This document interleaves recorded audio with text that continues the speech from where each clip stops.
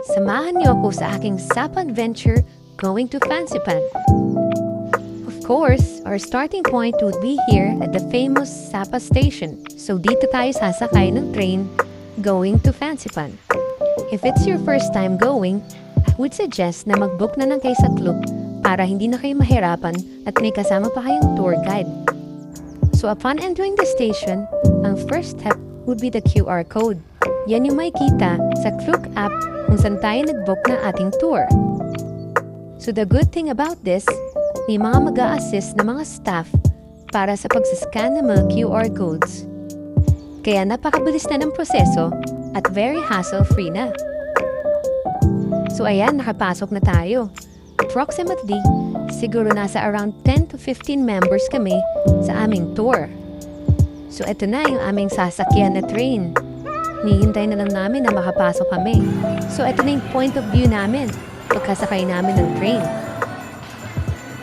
Sa tingin ko, approximately around 10 to 15 minutes ang kabuuang biyahe ng train going up. So pagsakay mo pa lang, napakaganda na ng view na makikita mo. So in my experience, hindi siya nakakalula like other rides. So ma-enjoy mo talaga yung view. So after the long wait, finally, nandito na rin tayo sa taas. Pagbaba ng train, around 1 to 2 minute walk, going to our restaurant kung saan kami magla-lunch. So sa train station pa lang, makikita na natin kung gaano kaganda ang mga places dito sa Vietnam.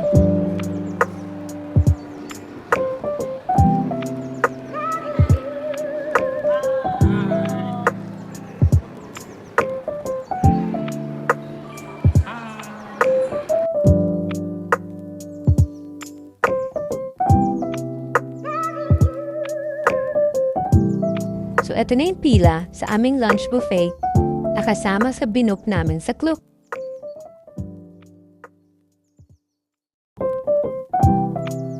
So after lunch, pila na kami paakyat ng cable car going to Fansipan Summit. So pagsakay mo pala ng cable car, kitang-kita na ang napakagandang view sa labas. Yun nga lang, napaka-unpredictable ng weather dito sa Sapa. Minsan, sobrang foggy, minsan naman, clear skies. So depende na lang kung ano talaga yung maaabutan mo. Pero ang masasabi ko pa rin, worth it kahit ano pang makita mo. If I'm not mistaken, ang biyahe packet would take around 15 to 20 minutes.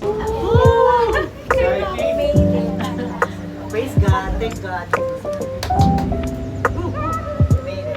Outside we're getting cold. So paglabas mo pa lang ng cable car, mararamdaman mo na ang lamig sa labas.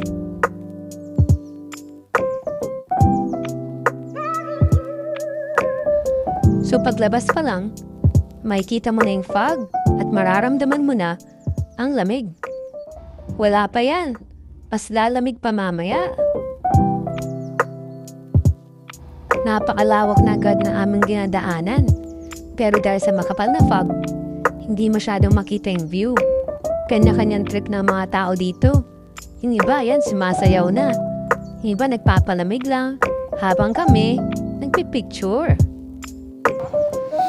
Hi guys! So, I'm here at Fansipan, but wala pa kami sa taas. So we have to climb 100 steps more there to be able to reach the top of Fansipan. And then, merong parang, a stone or parang, may label, may name na may nakasulat na Fansipan. So it's a sign or it's a proof na nakaakyat ako or nakaakyat ka ng Fansipan. So there, right now, it's super foggy. You can't see anything. There, sobrang lamig. So, I'll see you guys up there. Okay guys, so we're in the middle of the 100 steps going up. So it's getting colder. I think probably around 30 to 40 steps. And then, yeah, you can see views here. And some Buddhas. And a temple here. Okay. So now we're moving. Going up. Going out here. Around your temple, is you want you go inside, have a busy looking at the Okay. Yeah, so she's our tour guide. May. She's great. And here is the temple. Let's go in.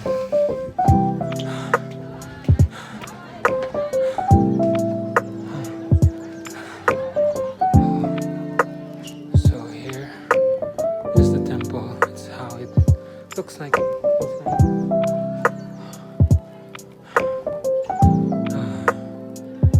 There. It's a full structured temple here in the middle of. It's also one way na magpainit ako dito. Pahinga muna tayo sa lamig. Kita niyo ang usok. There, smoking cold outside. So there. So I think let's go out and go back out.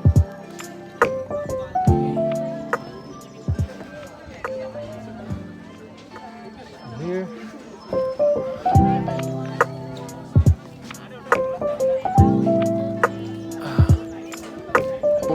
In the middle of this 100 steps going up, you can see stores that are selling ice cream. So imagine, ang lamig-lamig na, and then ice cream ka pa. Why not? And then they also have sweet pastries too. And what's this? Grilled corn and sweet potato. There. So good. Alright. So at least pwede kang mainitan konti dito. And then they also have stores if you want to buy mga Buddha. All that. So there, I'm going up again. Before going up further, we'll have to ride a train again to be able to go up to the top. So here's the line. As you can see, people lining up, going up there. Daming tao. Lamig. Alright. Okay, so I'm just waiting for them to go up here and we'll ride the train going up to the top of Fansipan. There, so pahinga muna tayo. So eto na naman ang ating mahiwagang QR code para makasakay ng train paakyat.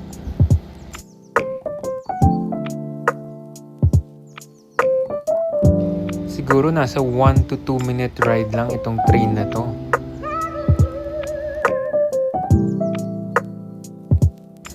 So ayan, tayo'y nakaakyat na. Pero hindi pa yan yun. Kailangan pa natin umakyat ng ilang steps. Ano, kaya pa ba? Umakyat dito, ito yung mga nakasulat dito. Walking way to Cable Star Station. There's the Fansipan Summit. So we have more steps going up.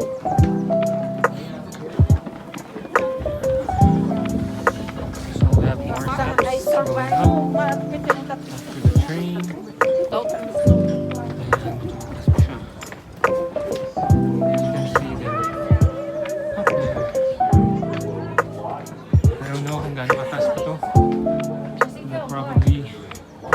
Some more steps going up.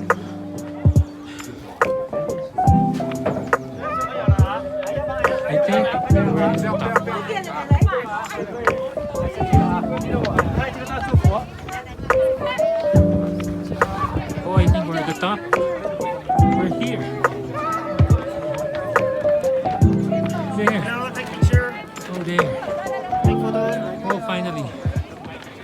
here at the top.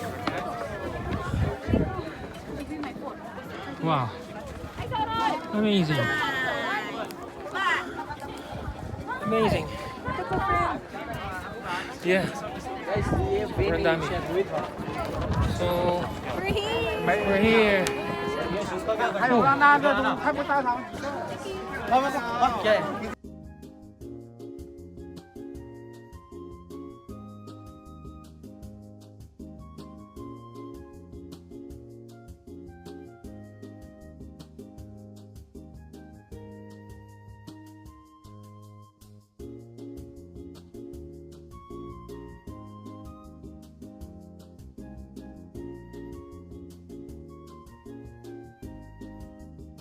Speaking in the trio.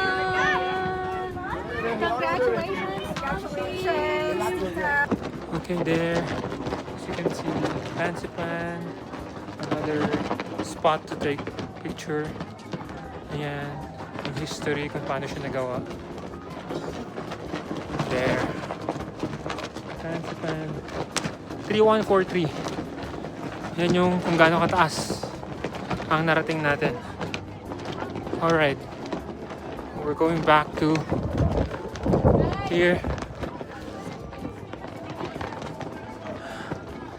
So ayan yung Fancy Pan. Sun World. There. Ooh, lamig. But it's so fun. It's so fun here at Fancy Pan.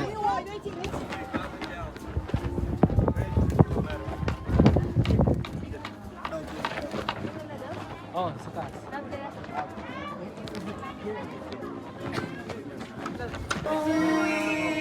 Ano ginagawa niyo dyan? Yan yung pala I'm ready to the top. Okay, now we're leaving Fancy Pan. We're now leaving Fancy Pan. There.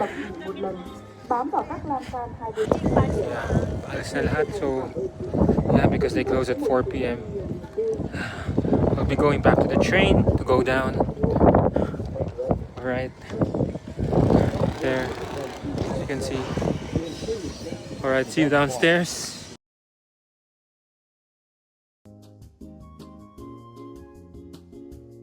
There. Kapalik na kami kanina from where we started. Ito na. Sa loob ng building is so goodbye, cold. Alright, so we're back here inside. There. Alright, we have to run. Oh, there's long line down. So Wanna go see off? Wanna go see off? yeah, I'll wait for them. So there's long line Wanna go see off? there. The train's going there. Okay, so here's the train going back. The last ride is at 4 p.m. So, ito na.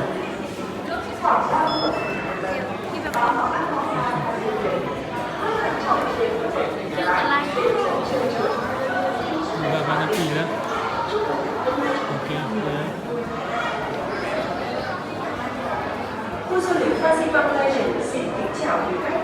Alright, we'll see you there on the train.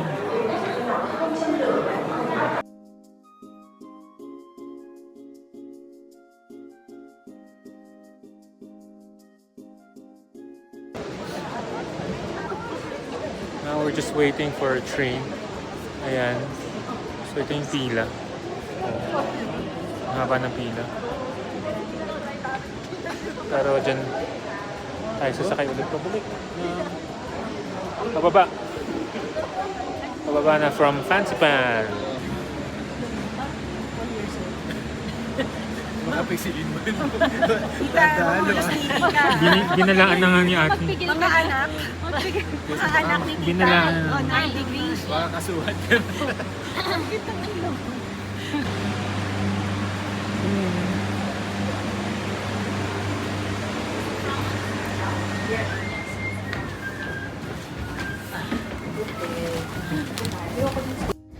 So nung pababa na kami, halos wala na kaming makita sa view. Sobrang foggy na ng mga oras na yon. And if I'm not mistaken, eto na rin yung huling trip pabalik nung araw na yon. Ang cut-off nila ay hanggang alas 4 ng hapon lang.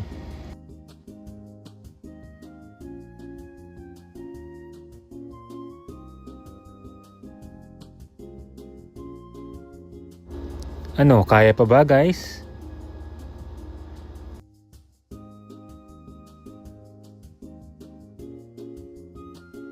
So dahil maaga kami natapos sa aming tour, may oras pa kaming kumain, mag-ikot-ikot at i-enjoy ang natitirang lugar dito sa Sapa. Siyempre, tuloy ang picture taking, pag-iikot, pag-shopping at mag-food trip. At siyempre, hindi matatapos ang araw na to kung walang massage. Sulit na sulit ang massage na to dahil sa haba ng nilakad namin ngayong araw. So samahan niyo ako ulit sa aking next adventure. Marami pa tayong pupuntahan. Bye-bye!